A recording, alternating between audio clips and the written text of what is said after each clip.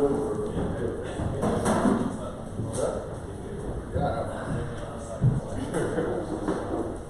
that is what it is, but yeah. Hello. Good, how you doing?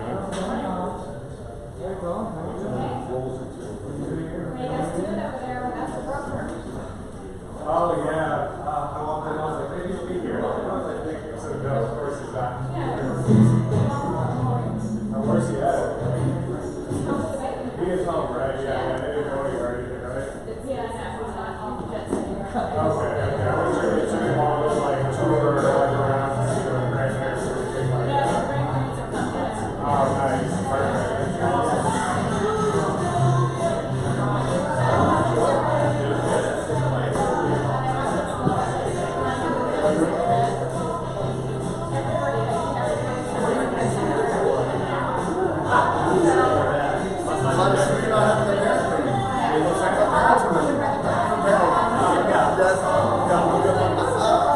Leave it to them.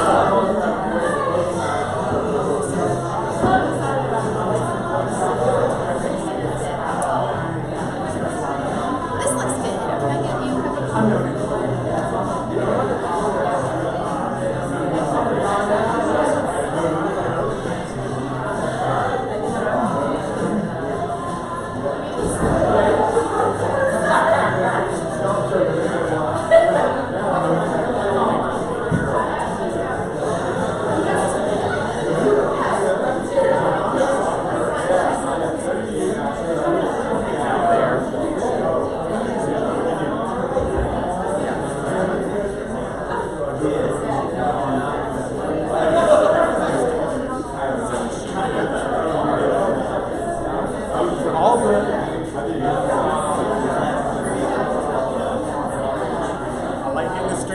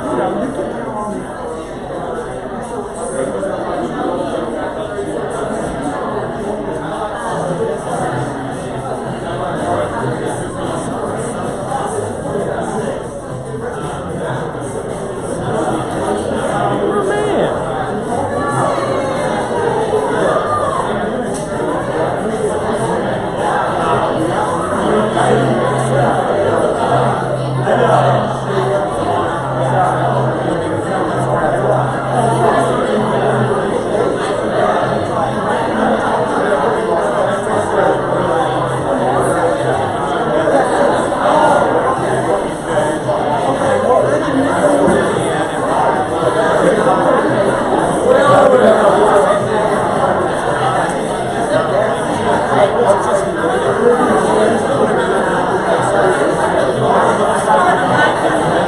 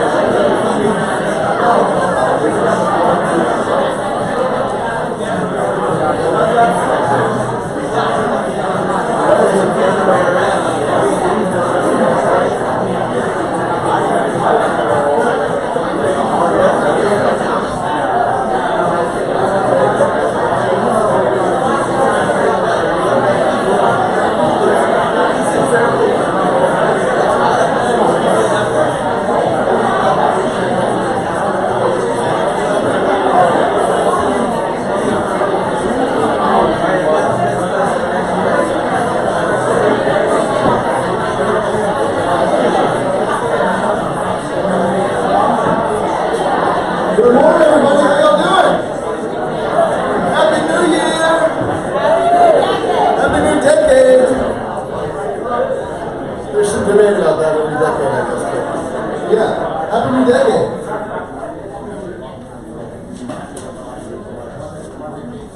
Who has started or plans to start a new habit this year? Or stop a habit?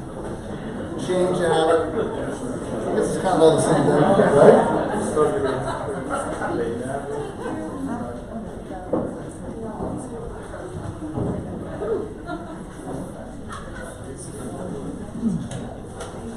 Will, you want to do the honors? You do this so well. Oh, thanks. We are what we repeatedly do. Excellence, then, is not an act, but a habit. Aristotle.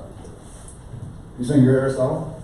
No, you're not Aristotle. But that's good. That's good. We are what we repeatedly do. Excellence, then, is not an act, but a habit. So, doing something repeatedly over time creates habits, good or bad. And so we're going to talk about that a little bit today. But just jumping into the new year, what do y'all have that you're grateful for today? New year, new decade. Sunshine. It's kind of nice when it rains overnight and then you wake up and it's sunny. Lots of birthdays this year, right? Happy birthday, Amy. You don't let me call you out, I know. Tyler is a new dad. So Willa Parker-Graham was born on the day after Christmas at just a little before 7 p.m. at night. 7.5 pounds. So Tyler and Hannah are having a good time with that. Anybody talk to Tyler, checked in with him? How's he doing? Sleepwalking? All right. David Payne, father of the groom. David, where are you? There you are. It's pretty cool. Was it a fun wedding? A bunch of old, dressed up white people out there trying to Did you dance the best, brother? Hell yeah. There's video. Yeah, there's video. That's good. Yeah. That's good. Well, I wanted to talk through some education stuff. Teddy's actually going to do this. So Teddy has stepped up and has really done an incredible job of rolling out our education calendar. He and Bobby and Rebecca have worked on this for 2020, and he's going to tell you a little bit about it. But there's basically, I guess, a few different series. Do you want me to talk about these, or you want to? I can do it. You can do it. I can do it.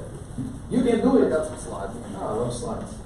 That's great. Okay, so we are going to be launching some new programs, and we've tweaked some times and things this year. So we're excited to share, and you'll be receiving the entire calendar for the year this week. So you'll be able to kind of see that. It is also in the Village calendar, and they will be streamed as well. So the first series that we're going to be launching is our Growth series, which is formerly VTalk, and that will be on the first 2 Tuesdays of the month, and that will be from 10:45 to 11:45. The first one of those will be today on Mindset. That will be led by Chris, and I was very excited about that. So we encourage you to attend these. We try to put these at times that would be most advantageous to attend and not compete with end of the month closings.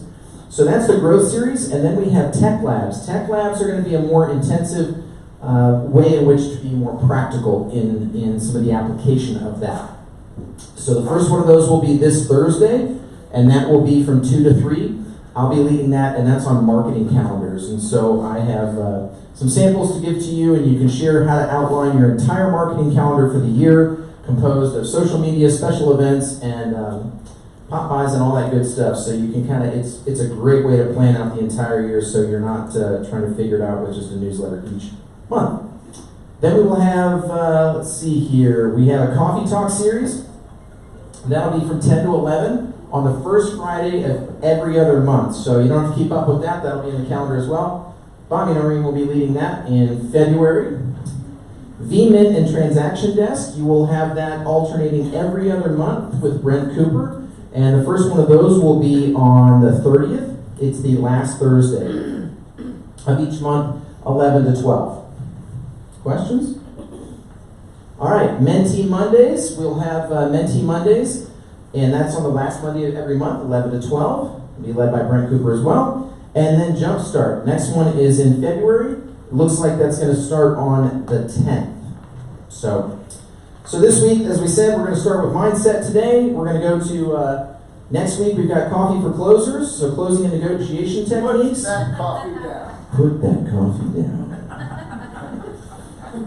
You know what first place is? Third place is Steak Knife. Second place, First place, Cadillac Eldorado.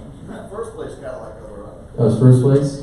Third place is fire. Third place, good job.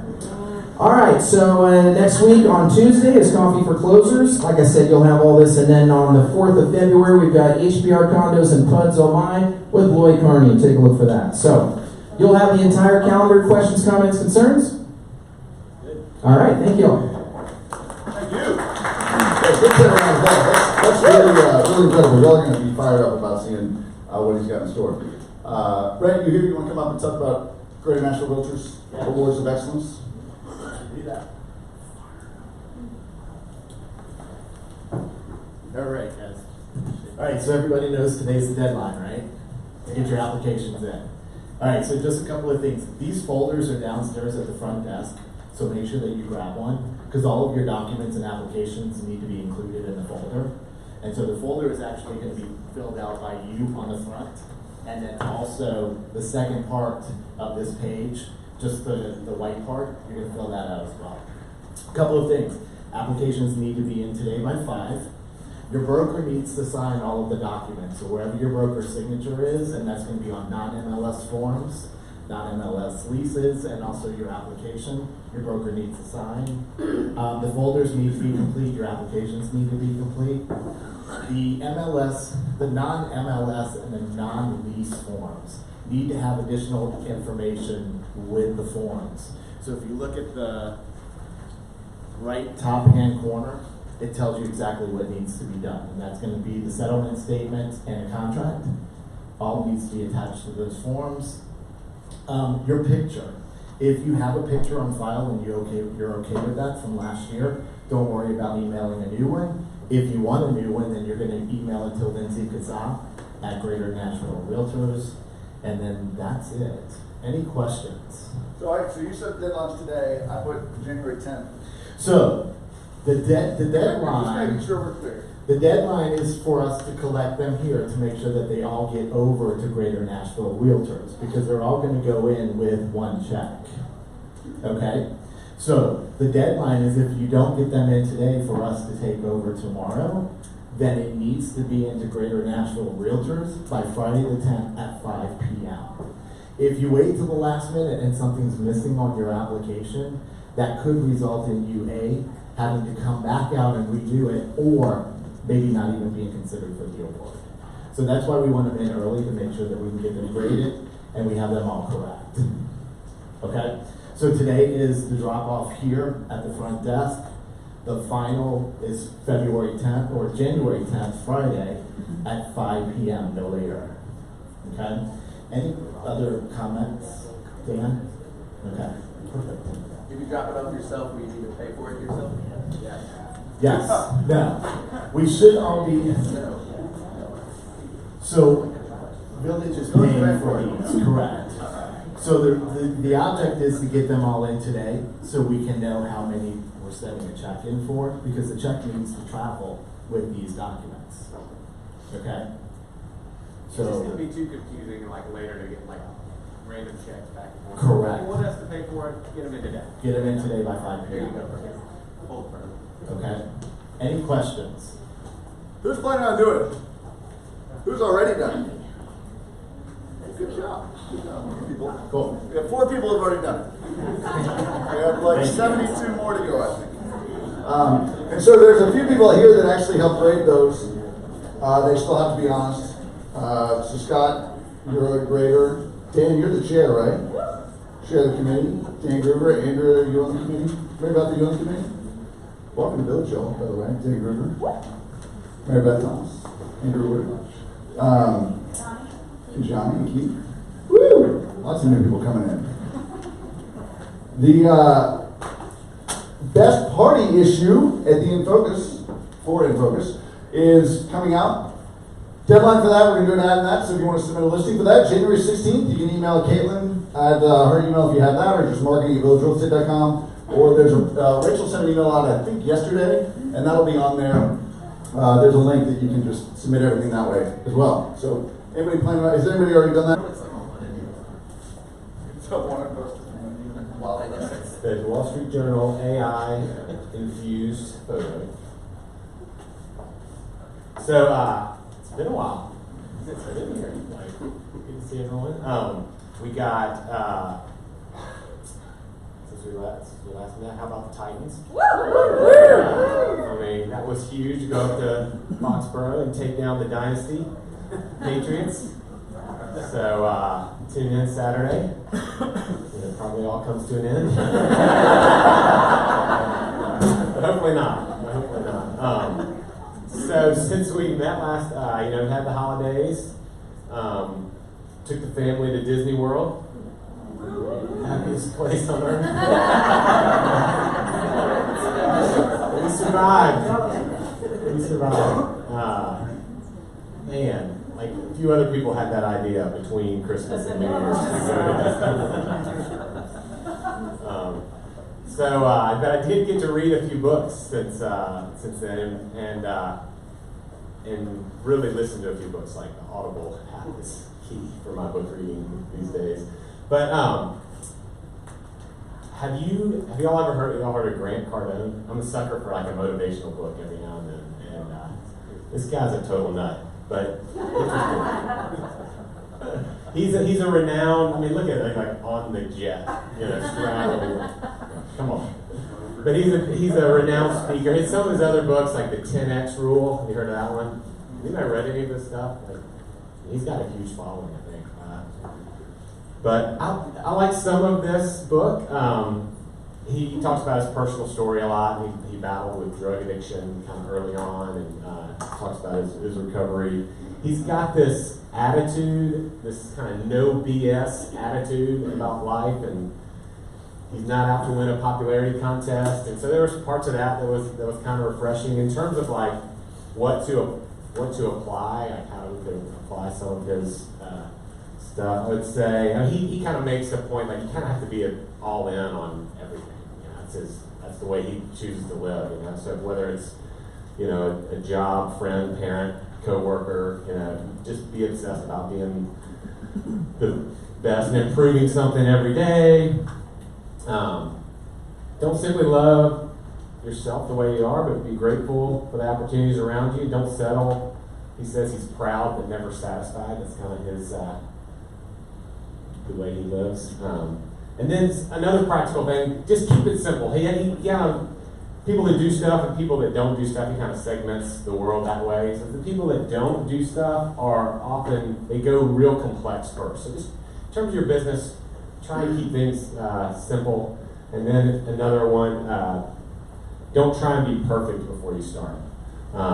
So again, people who do nothing, they stay in that planning stage trying to get everything perfect. And by the time they get it perfect, first of all, it'll never be perfect. If you ever get it perfect, it'll be too late. The market will have moved on. So anyway, a couple things on that book I thought was interesting. The other one that I actually kind of liked more was, this has been around since I think 2000, early 2000s, the E-Myth. And the E-Myth talks about, it's written by Michael Gerber, kind of he's known as the world's #1 small business guru consultant. And so it's told through the story of him talking to this shopkeeper who, a bakery. She loved baking pies, and so she starts this business, and kind of all the problems that she encounters as she grows her business, becomes very popular, and it kind of takes over her life. And it's this unsustainable kind of push and pull between doing the job well and it, taking over her life to where the business really isn't working for her, but she's working the business too much. Couple of things that he mentions in this book. We all have 3 parts of us, and they show up in our business. One is the technician, which is like, in her case, it's the pie maker. In us, it's like showing clients we love real estate, so it's like helping our clients with the purchase. For her, it was baking pie. She loved the craftsmanship of making pie. And that's what a lot of entrepreneurs do. They have a skill, they love doing it, they just want to get the business side out of the way, they just want to focus on doing their skill. The manager is one of the other parts, and that person likes the order and keeping things, the process. And then the third is the entrepreneur, and the entrepreneur is thinking growth and kind of growing the business. And what his point is that for a business to run well and be a long-term success, you really need all three of these. And if any one is out of harmony or dominating too much, we're going to have problems in our business. So anyway, I just thought that was an interesting point for us. We kind of need to be thinking growth. We kind of need to be also managing things. And then we also need to be technicians and good at what we do and kind of keep all of that in balance. Is that where some of the things, just thinking through like how it's hard for one person to necessarily be really good at all those things. If you're trying to outsource your business like a contractor close person or a team to create that with, like a fire station or something like that. Yeah. I think that's totally true. If I have a shortcoming, I don't love maybe the managerial side, and I need to make sure I've got that taken care of in my business. But also, I can't just totally check out as an entrepreneur. I can't check out from that entirely and just hand that off to somebody and assume that it's going to get taken care of. I still have to kind of be in the mix on it. The other thing he talks about, making sure we carve out time to work on our business instead of just in our business. We've heard that before. And taking a more systematic approach. Like, how can we really define our business down to where we can walk away for a little bit and it can keep running? So having those people in place, making sure everything's written down in a way that they know what to do, and you're not having to rely on these super high level, excellent, intuitive folks that can replace you, but they've got kind of everything dialed down to more standard operating procedures. He talks about that and goes into detail on how McDonald's did that as a company. So anyway, I really love that business. I mean, that book, and so I would recommend that one for sure. Okay, so quick news. We won't spend too much time on this. This is going on. This is we assassinated the second highest official in Iran last week, and so it's kind of reverberating throughout. He was, according to our intelligence, planning imminent attacks on our diplomats and military personnel. He was the #1 terrorist in the world. Not a good guy at all, but anyway, it's causing lots of international. I'm sure you've kind of been tracking and following this. Iran's promised harsh retaliation. We don't know what that means. Not good. Trump's warning that if they retaliate, we're going to retaliate again. And so it's just like, it's got everyone kind of rattled. My daughter, like one of the top Google searches last week was about, is the draft going to be back in place? Also World War III. Also World War III, yeah. So, not great.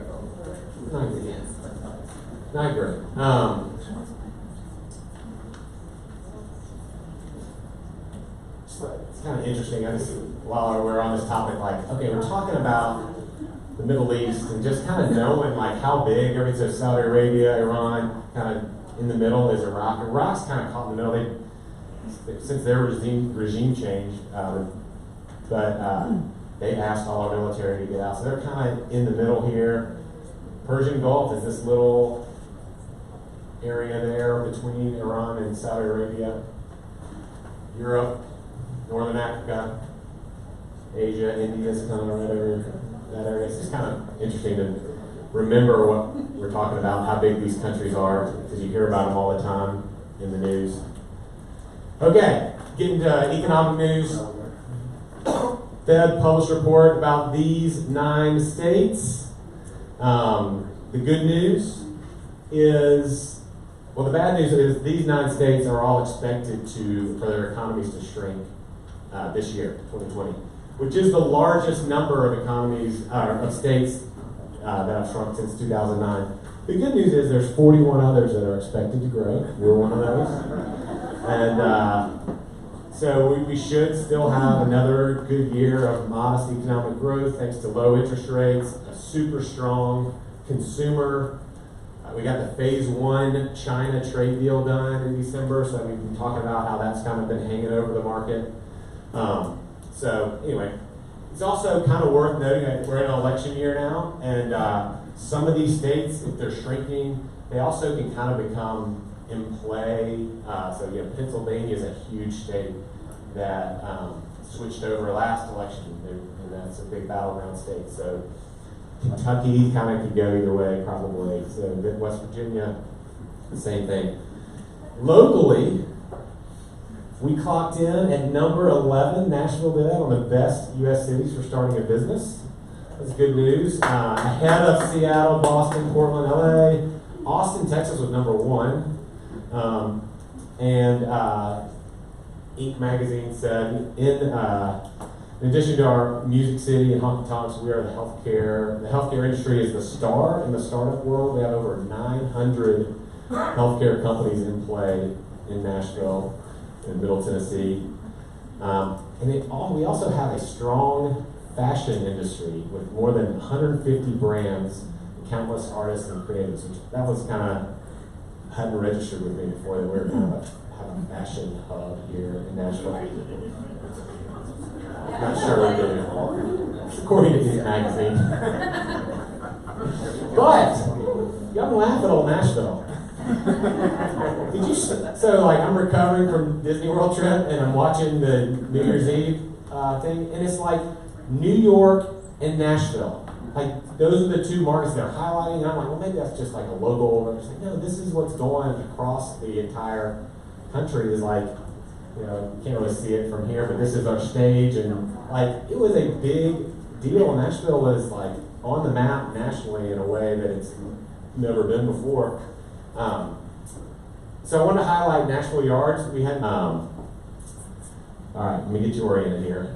North Gulch, this is like 11 North, and this is now developed into, I forget what they call it. Capitol View.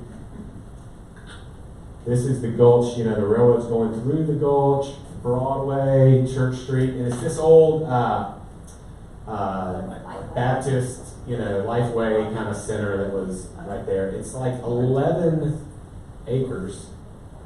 But they're putting in 3.5 million square feet of office space, 1,000 residential units, 400,000 square feet of retail and entertainment, and 1,100 hotel rooms. It is huge.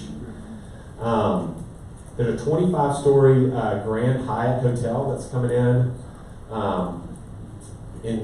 later this fall. It's going to have a 1.3 acre park that this is the railroad kind of down here on the other side, of the Gulch. And this will be a park kind of along that. Kind of some of the big towers that they're going to be building. This is a residential, one of the residential buildings they have planned.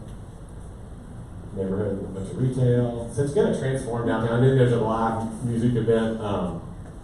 The Anschutz Entertainment, they own like the Rams and like a bunch of entertainment venues. A huge entertainment company that they're going to do the entertainment piece there. So anyway, just something to be aware of. These are the 2 Amazon towers that are being built for all the Amazon employees that are coming.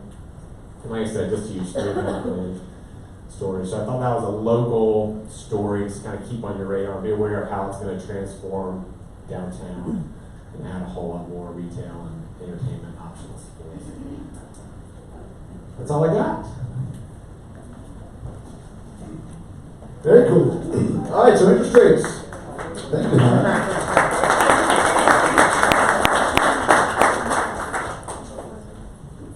Do you have any lenders in the house? Rob, you want to tell us about rates? You're heading down. Heading down. So, Falling in a good way. they seem to lately really just follow what's going on in the news. They seem to be following stocks and bonds. So anything affecting the stock market, so really what happened was when the Iran-Iraq stuff that we were talking about earlier happened, that started shooting the stocks down a little bit, primarily because oil prices are going up. That causes the stocks to go down, bonds to go the other direction, rates to go down. Simple enough? All right, so 30-year fixed. Okay. 3.775. We haven't seen that number in a while. 3.875 ARM, just a tad more, and then a 15-year fixed 3.375. So again, quick look. We've now been tracking this thing for 3 years. So you've got, again, the ARM is still a little bit higher. 30-year fixed though is just hovering around that 3.875, 3.775% range, and has been for a while. So what usually happens in the spring? Don't rates kind of, aside from market dynamics, Historically low in January. Historically low in January. Historically low in election year. And historically low in election year. So if you were predicting, you might say, being an election year, we'll probably have a little more stability. I would predict, and I'm not a financial guru, I would predict we'll probably stay where we're at, or a little bit lower. Got it. Okay, well, that's good. Good news for home buyers. One thing that Hunter reminded me of, how many industries do you think there are in Nashville? People talk about why Nashville, and I think it's sort of obvious if you've been here a while, but it's a good thing to talk through with your clients, especially people coming in from out of town. Why is this such a good economy? So it's diversity, right? So a lot of cities have 1 or 2 industries. I just counted 10, and there might be more. So you've got government, healthcare, right where the capital, music, all kinds of music, not just country music, kind of entertainment generally. There was a little TV stuff, maybe that's entertainment. Hospitality, automotive, education, Athens of the South, kind of logistics, transportation, Amazon, etc. Tourism, yeah. That's now there are 12 now that I've publishing, bingo, that was one. Distribution centers. I'm serious. There's my gun company. There are a few firearms companies, I guess. You've got, well, I guess that's like manufacturing, right? So there's automotive. You've got fashion, apparently, and then construction. I guess is an industry in and of itself with all the stuff going on. What's that? That's under transportation. So that's a lot. Technology, healthcare has spawned a lot of technology and from healthcare technology, and so now you have a lot of other tech companies that are here. So I think that's really fascinating. That's a really diverse economy, makes for a good, stable, strong economy. So good stuff there. All right, in your seats, hopefully, if you don't have one, look for a neighbor, but you have one of these. Does anyone want to do better this year than they did last year? If not, that's okay. But if you do, I will challenge each of you to try using this for the month of January. You might even make it a habit. So what this is a scorecard. This is adapted off of a Ninja scorecard, and I've adjusted a couple little things on it. But you ever heard the term gamifying something, right? Gamify something, make it fun. Makes you want to do it a little bit more. So what this does is it gives you something that you can do, and you'll get an email after this meeting with a copy of it that you can. I've got an Excel copy you'll get, and then a PDF copy. So if you want to edit anything, but ultimately the idea is to do these things that are activities that you can do consistently. Remember that quote? What was the quote from Aristotle? What we do repeatedly, right? So if you do something repeatedly, it becomes a habit. So if you can stick to this for a little while, it hopefully can become a habit. It's a really simple system to just to check and ensure that you're doing all the things that you need to be doing. It's also not as easy as it looks. So the first one is write out your affirmations 25 times. That's a ninja thing. What does that mean? What are affirmations? Right? So putting yourself in the present tense. Chris is probably going to talk about something along these lines today. Putting something in the present tense. I enjoy being, not I look forward to, but putting your, kind of almost tricking your brain. You have something in the brain called the reticular activating system that ultimately what you focus on expands. And so if you trick your brain into thinking that something is actually real now, it becomes a lot more possible. And so an affirmation is one way to do that. Writing 2 personal notes. You do that for 3 reasons. Thanks, congratulations, and thinking of you. You can attend a sales meeting. So you can add up points for all these things, right? Attend a training session, review and update your hot list and warm list. What's your hot list? Anybody who could write a contract win today, right? And a warm list would be what? In 3 to 6 months, somebody who maybe you know they're ready, but they don't even know they're fully ready yet, right? I had two, this was fun, I looked this morning on Boomtown, and I had two covered, and I noticed that they've, in the last couple days, have just started looking at a lot of houses. They're a little bit bigger than what they have now. Same neighborhood. So I shot them a text this morning and just said, you know, they went to, I saw some Facebook stuff saying they went on a trip, and I just said, hey, hope y'all are well, hope you had a wonderful trip. Look forward to catching up soon. Just a simple touch, but I could have written them a note as well. Call, don't email all buyers and sellers that are under contract. Make contact with 50 people, non-realtors. Realtors are good too, but 50 people. They can be face-to-face, face-to-face, voice-to-voice, but a forward conversation should occur. What does forward stand for? Family, occupation, recreation, dreams, right? So just having those conversations. Hey, how's your family doing? What are you up to recreation-wise? How's work? And then, what are your dreams? Don't ask it like that. That was the next text I was going to send. Like, so tell me your dreams. And then you just see like the dot for a few minutes, and then it goes away. And you never hear from them again. So, adding names to your contact list. 1 point per name. So that's a little bonus. Attend a coaching group. Hold an open house. 5 points for an open house. Do 2 real estate reviews. 2 per week, 5 points each. That's 10 points total. And floor activities. Any sort of marketing, right? Number of pieces of email to a database. Number of hard pieces of mailing. So 1 equals 10 points, right? So that's 1 mailing, not 1 per letter that goes out. That would be probably a little cheating. Anyway, but up here you can put what are your annual goals. If you and maybe you do this in different ways, but this is typically what people do in terms of business goals. Is any combination of these, either units, volume, or income. Maybe if you want to have average sales price, you can add that. But and then just results. So we talked about that 40X program, right? So there's your lead measures, which are the things that you do that drive the results. And then these are the results. So total properties sold this year to date. Sold to date this year. I'm on track with my goal. I should have sold X properties by now. Right? So if your goal is to sell 12 properties, that would be how many per month? 1. So if it's the end of January, you should have already sold. Bingo. Right? So that's your goal down here. 12 properties. Actual is 1. So I should have sold 1 by now. Good, I'm on track. Make sense? Just some other stuff that you can put in here. Yeah. It says 2 real estate reviews. Is that like testimonials or what is that? So real estate reviews, a great question. So Zach asked what a real estate review is. Who's done a real estate review before? Several of you have. What does that entail? It's like a large or a high up view of the current market in their neighborhood. Like a neighborhood market update. Are you running Yeah. comps? No. Probably not running comps, Not right? that specific. So not because that if you run comps, you got to dive in and it takes a little while. So the idea with real estate review is what? Fast. So you might do some. I've had some agents that do them, and they do them by zip code, right? So they say, all right, maybe they send one out once a year, but every month they do a different zip code, and they'll say, all right, this month I'm doing 37212, and I'm going to do 1 report for the whole zip code, and I'm going to send it to everybody in that zip code. And they might mail it, they might meet them in person, they might email it. I would suggest not emailing it. If you put something in a big envelope and mail it, if you're going to mail it, it works a lot better. In person is really the goal. But it's a really good way to just reach out to somebody and touch them in a value-added way. But there's no right way to do this. So everybody has their own method. We have a class. If we don't have a class, I think we might even have a class on this, but we'll talk more about it. And if you want to know specifically about how different people do it, feel free to talk to me, and I can sit down with you and do that. Don't try to be perfect before you start. Just send something.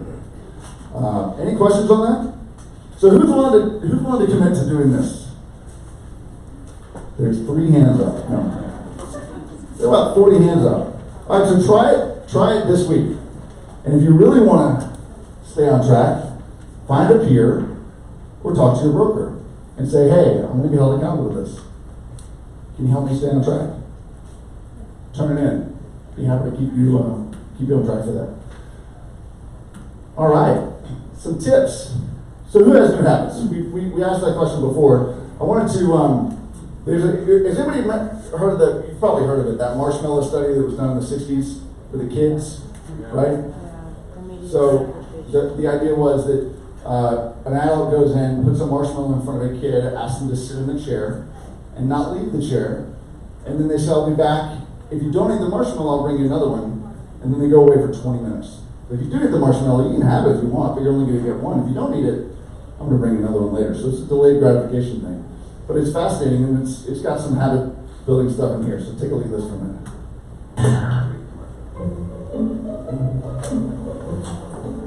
Alright, here's the deal. Marshmallow for you. You can either wait, and I'll give you another one if you wait, or you can eat it now. When I come back, I'll give you another one, so they don't have to.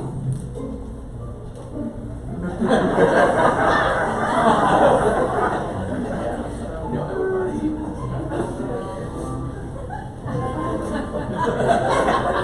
I'm gonna go do something, and I'll come back.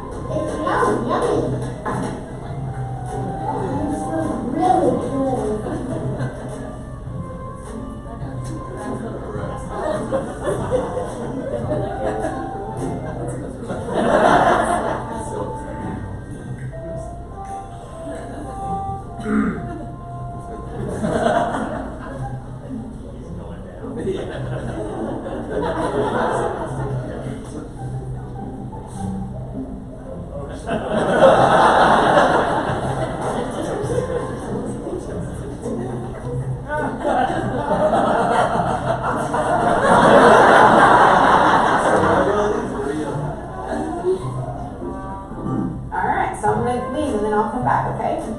So you can either eat it right now or you can wait. Either way, okay?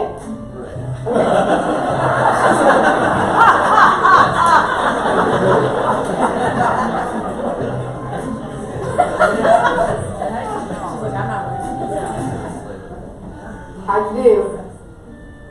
Did you do good? You did? You wanted to eat it, didn't you? Yeah. So if I give you another one? Okay, I can have both. Four.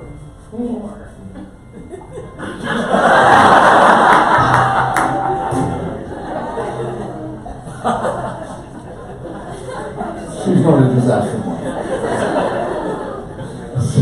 So there's a lot of, it was fascinating what you saw there. There was a lot of just methods that people were using, right? So one kid was like tapping his head, the other kids were trying to look away, and there are a lot of ways to create distraction for yourself and focus. They were focusing on different things. This was a little parody that I found, just another 60 seconds, it's kind of funny.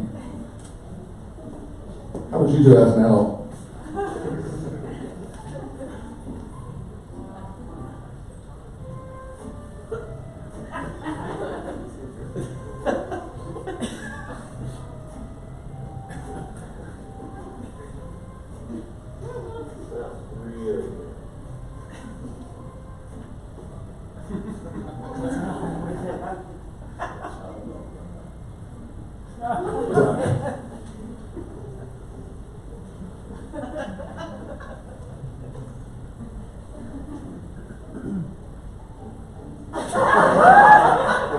He's already covered it with a plate, now he's just putting his shirt on. He's like, I'm done. Can't even look at it, right? So there's a book called The Power of Habit, and it's written by a guy named Charles Duhigg, who is, anybody read this book? A few of you all have. Really, really cool book, a lot of interesting case studies. If you're ever curious about how Target markets to you, you should read this book, it is fascinating. There's some interesting stuff, a lot about human behavior and everything from casinos to the way that corporations will market. Target, there was a funny story in the book where Target actually got an algorithm down where they could start predicting people's behaviors, and they could actually predict when someone was pregnant before they had told anybody else. And they got so good at this that there was a story in the book, and they're like, I'm so sorry, I'm sure this was a mistake. Of course, like, a month later, the daughter's like, yeah, I'm pregnant, I'm sorry. And because she had gone and bought certain things, whether it was, whatever you do. I've never been pregnant, but I imagine there's certain things. So, but that's a fascinating element. So, one of the things it talks about is the habit loop. And so, what is the habit loop? So, the habit loop, and this is research done by MIT, where they discovered a neurological loop at the core of every habit, and it consists of three things. So, it consists of routine, reward, or cue, and it's this loop, right? And so once you diagnose the habit loop and have a particular behavior, you can look for ways to supplant old vices with new routines. So this author, he's a journalist and a writer, and he talks about how every day he found himself eating a chocolate chip cookie, going down to the cafeteria and eating a chocolate chip cookie at about 3:30 in the afternoon. And so he's trying to figure out, what was I doing? Did I really just want a cookie? Or did I want some social time? Did I want just a break from my work? Right? Was it boredom? Was it low blood sugar? What was it that he wanted? And so, what was the reward? Was the reward the cookie? Maybe it wasn't. Maybe it was just a change of scenery, temporary distraction, socializing, or just a burst of energy from the low blood sugar, and then the inevitable crash afterwards. Right? So, the first thing he had to do was figure out his routine. And so what was his routine? So he identified, all right, I go right every 3:30 every afternoon, I go and I get this cookie. And so the next thing he looked at was in terms of how you can change that pattern. And of course, this is a silly example, but we all have examples that we can use this method with, right? And so the next one was to experiment with rewards. So trying to figure out, was the cookie really the reward? And so he said, I just licked the microphone. I licked my finger. Sounds like it's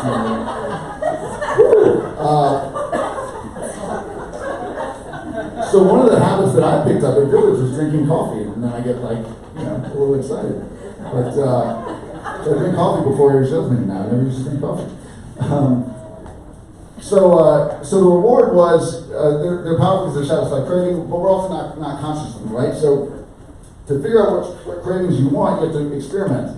So he says on the first day of your experiment, when you feel the urge to go to the cafeteria to buy a cookie or whatever it is that you're trying to do, adjust your routine so it delivers a different reward. For instance, instead of walking to the cafeteria, change that and go outside, walk around the block, and then go back to your desk without eating anything. See how you feel. The next day, go to the cafeteria and buy a donut, right? So maybe the first one is experimenting. Is it really just a change of scenery that I'm looking for?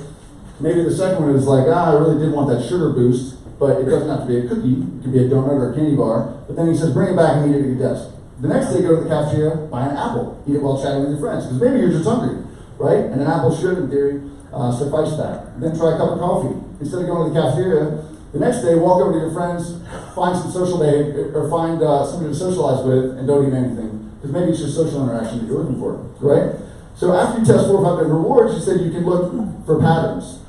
Jot them down. He said, this is a good exercise. After every activity, jot down on a piece of paper the first 3 things that come to mind. Just whatever comes to mind when you get back at your desk.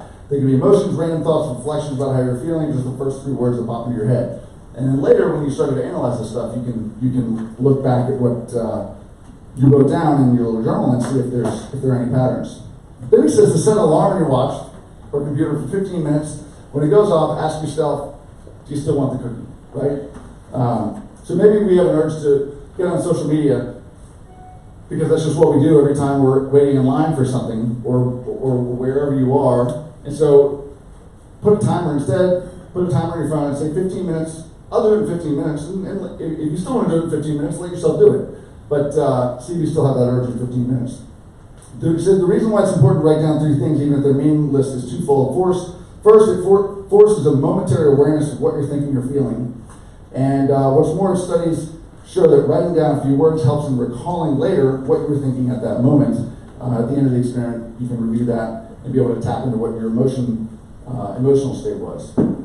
The third step is to isolate the cue, right? So most habits have some sort of a cue. So my coffee drinking habit, I walk in to a sales meeting and I get a cup of coffee so that I can have it up there. It's now empty because I already downed it, right? But that's become a habit. For better or worse, that's just become a habit.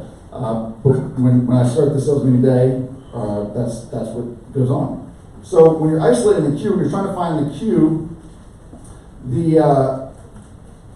there's a lot of noise, right? So this is probably the hardest part, is to find out what that queue is. And so he says to identify a queue amid the noise, we can use the same system as the psychologist in the study that he talks about. So he said, identify the categories of behaviors ahead of time and scrutinize them in order to see patterns. So luckily science offers some help in this regard. Experiments have shown that almost all habitual cues fit into one of 5 categories. And the first one is location, right? Where are you? Time. What time of day is it? Emotional state. Are you happy, sad, excited, whatever? Are you around other people or are you alone? And then what was your immediately preceding action, right? We talked about that before. If you want to floss, or if you need to, take a vitamin in the morning, if you normally brush your teeth but you always forget to take vitamins, we'll put the vitamins next to your toothbrush, and you'll probably remember to take them. Does that make sense? So again, location, time, emotional state, other people, and immediately preceding action. I'm going to send this out to afterwards. But, and the fourth thing really is just to have a plan, right? So once you figured out the habit loop, you identified your reward, your behavior, the cue triggering it, and the routine itself, you can begin to shift your behavior. And then he wrote a plan. So he realized that his behavior was really that he just liked to be social, and going down to the cafeteria was a way that he could go see people and talk to them. So he changed it. So he just wrote a plan. He said at 3:30 every day, because that's always when he got antsy to talk to people, I will walk to a friend's desk and talk for 10 minutes, whether they want it or not. And then he sets his alarm on his watch at 3:30 every day to go do that. What habits would you feel comfortable sharing that you feel like you could incorporate that with? Vitamins next to your toothbrush. Yeah. Right? So that's the cue. The cue would be the toothbrush, the brushing of your teeth. If you're not brushing your teeth, you probably should. And you want to take vitamins, then you can do that. What else? What sort of real estate habit? Look at your sheet for a second. See any habits on there that you can incorporate? Affirmations. So how would you do that? Using that formula. Right? The cue, the routine, the reward.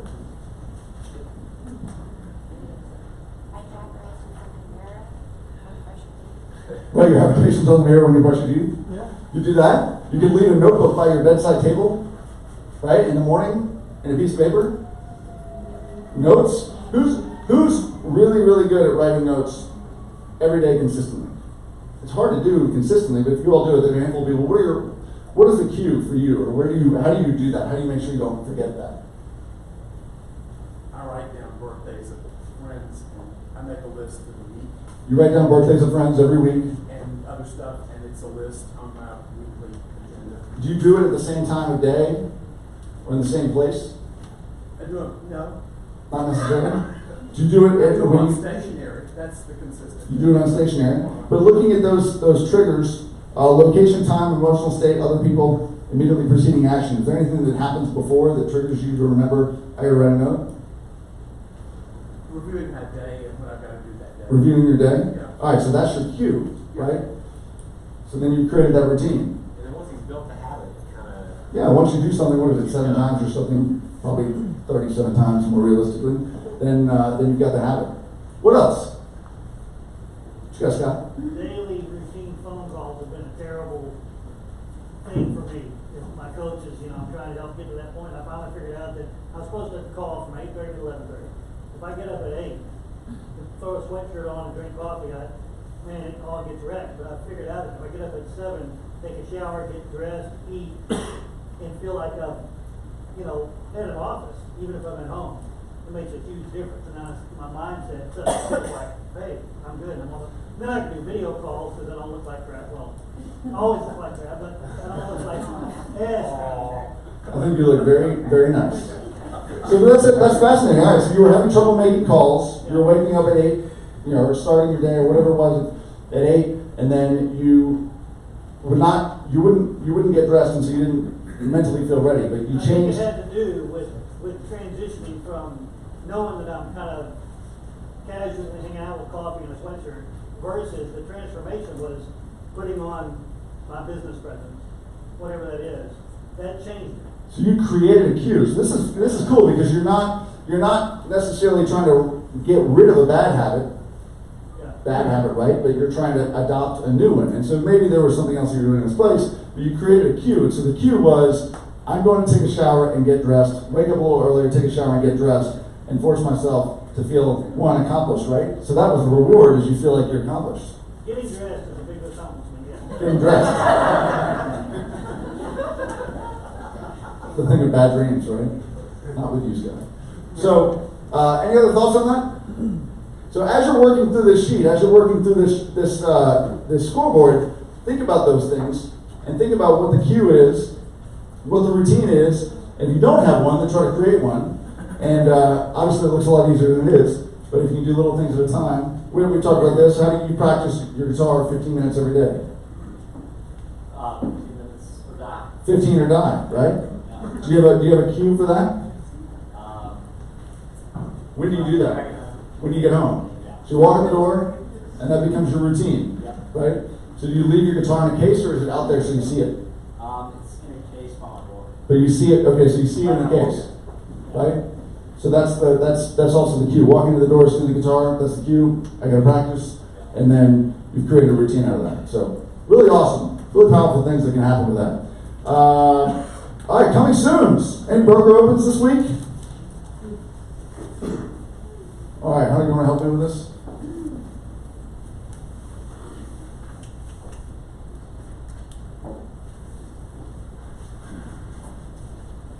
All right, Susie's got one. So he's got one in Nolensville for $359. David James. Holler at me if you're here. D. Davis. Hi. Oh, I'm first. You're first. Fantastic. Hi, I'm Dee. I have a listing. I'm excited about it. It's actually going to go on the MLS tonight. Why wait?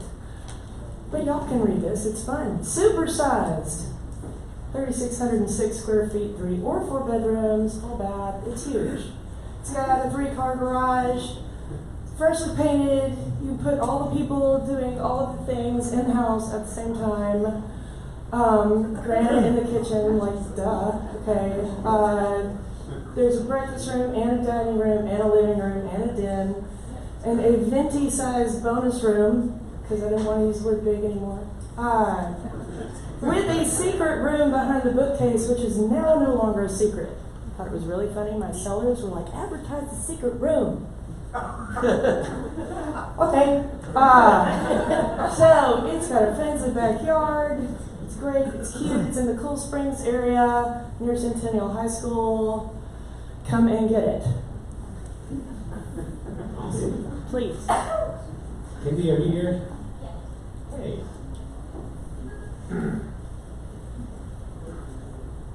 That is the wrong address. I Okay, don't know this is why kind of a coming soon. It came soon over Christmas holidays, and I never got it together to actually announce it. But I wanted to come and let you all know because I've shown it about 5 times over this past weekend. It just hit the market, and a couple of the agents, not with this agency, were confused because it had previously been listed by David and Brent here in this office, and my clients bought it in July. And so people had thought that it was still on the market since last July, but that's not the case. So it is back on the market because my people are buying the farm because he wrote his bike out in Franklin. So we need to sell it. The price, it was originally listed back in the summer at $1.699. My clients bought it before the certificate of occupancy had ever actually been given to the property, so they put almost $100,000 into it since they bought it. So if you have clients who are looking for a 5-bedroom house with 2 great entertaining areas, it's got it's a fabulous house, great builder. They did a lot of really great updates in terms of entertaining. It's got brand new everything. 4 bedrooms upstairs, 2 with en-suite baths, 1 with a shared bath between the other 2 bedrooms, an over the garage apartment with a full bath, completed and finished. The patio area is amazing, and it's everything like feeds out to that part of the area. So, and it's an old historic house in the Belmont 12 South area. So it is listed at 1.749. And essentially my clients are just trying to get out of what they put in it and move out to Franklin. Bring your people. Who's the builder? That's a beautiful house. The builder was Jeremy Odom. Jeremy. And there's still a contractor's warranty until through July of next year. I think that's timing. I have to double check. But CO was issued July 17th, and we closed on July 21st. Cool. It's over on Oakland. Just nearby. All right, Scott. Got 1011 Spain Avenue coming up for all the international folks. We are, like, it is vacant and can be shown, just kind of dirty, doing a little last minute kind of touch up handyman stuff. So if you've got anybody who wants to get over there for under 4, let us know. Obviously you can read what's in front of you. Little known fact, maybe you all remember Phil Miller. That used to be his house. So my clients bought it in. He's a lender. Anyway, so love to show it to you. If anybody wants to get in early, let me know. Phil's a local lender. He's not anyone really famous.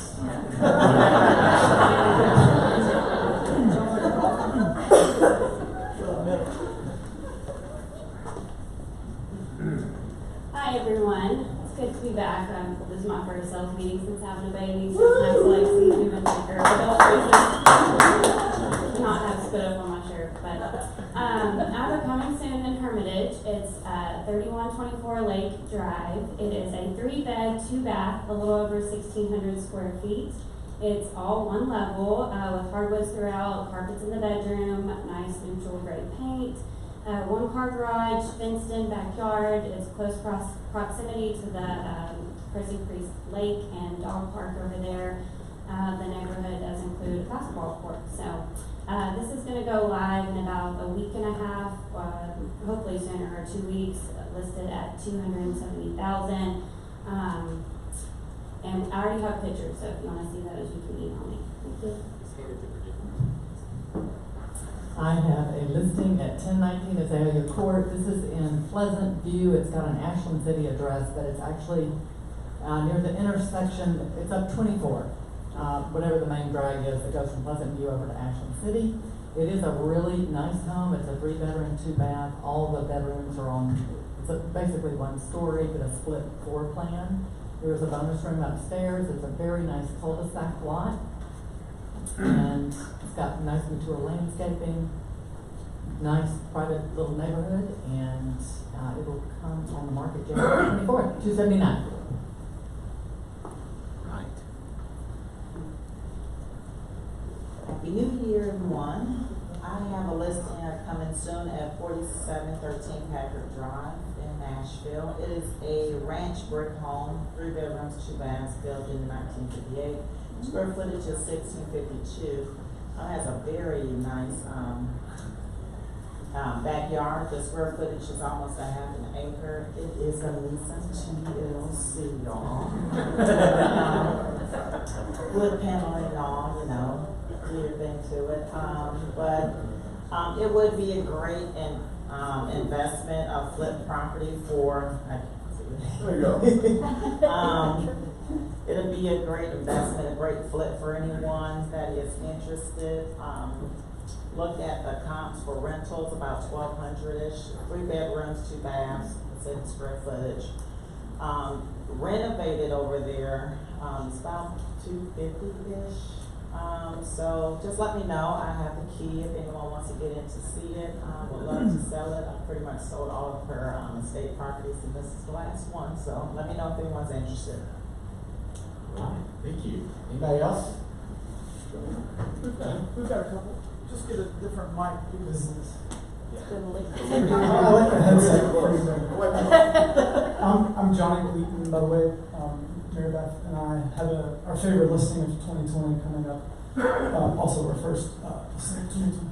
Our clients have spent 18 months basically remodeling, adding on to a house on 2908 Oakland Avenue, and they've lived in it 3 months, and then he gets a job opportunity and has to move. So it's the house that was never meant to be sold, 5 bed, 4.5 bath. It's about 4,600 square foot, quintessential Oakland bungalow, painted white, copper gutters, Monaco Rubio hardwoods throughout, Calcutta gold marble. You know, it's the finishes are they go to 11. We've got a pool out back, screened-in porch. It'll be we're landing on the price later. It'll be listed probably Thursday or Friday between 2.05, 2.1. The list price. We'll have an event next Thursday. We'd love to have your support. And anything to add to that? Pool. It's got a pool. What was the address? Yeah, it's 2908 Oakland Avenue.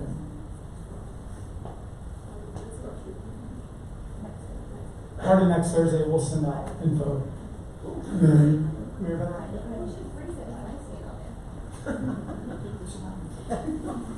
We'll talk next week about the Granny moved to town also. She's got a house on Ashwood, but we'll talk about that next week. But Granny moved to town and it's about her house for sale too. She's going to move with the family. That son's going to be in the lower 8s. But we have 1912 Ashwood coming on the market. It's ready to go, vacant, staged, and we're putting a sign up today in the MLS in the next day or two. Photos are tomorrow. So 1912 Ashwood is 2,221 square feet, 3 bedrooms, 2 baths, screened porch for $829-ish. Finalizing that price.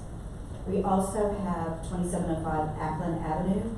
It's in the Vandy Aiken must-have area, walkable to Vanderbilt. 1,800 square feet, 4 bedrooms, 3 baths, small rooms, and $549 to $579 will be our price on that. So that'll be a great value. We've got more stuff that we're working on, but we're really, really excited to be with you guys. And I love seeing a lot of old familiar faces and looking forward to meeting some new friends. Right. Anybody else? Good morning. I'm Catherine Coley, but I've got a listing in College Grove in a brand new development, Medina Farms. There's actually nothing else available in Medina Farms except we're going to list this on the 16th. It is a beautiful corner lot. They closed on it last December, but it's just not what they need anymore. It's big. It's about 5,000 square feet, 6 bedrooms, 5 baths, master suite up and down, and laundry room up and down. So it's built for a multi-generational family. And again, corner lot, and just nothing else out there. So it's a great spot. We're still working on pricing, but we're looking at $875, $890-ish. So. Anybody else? Thank goodness people are so mobile and want to move after being there a year. That's great. We're just starting out the year, by the way, everybody. Real quick, takeaways. Then we're going to get into Chris's class. Habits. How to build new ones. The habit loop. What are the 3 things? Routine, cue, and reward. Give yourself something nice. Just not a cookie. All right, next up, Chris is going to take a little bit. When do you want to get started, Chris? 10:30, 10:45? I think I said 10:30, you were at 10:45. From, that's what was on the calendar. So 10:45, go take a break, and then come learn how to start your year right. From Chris, thank y'all.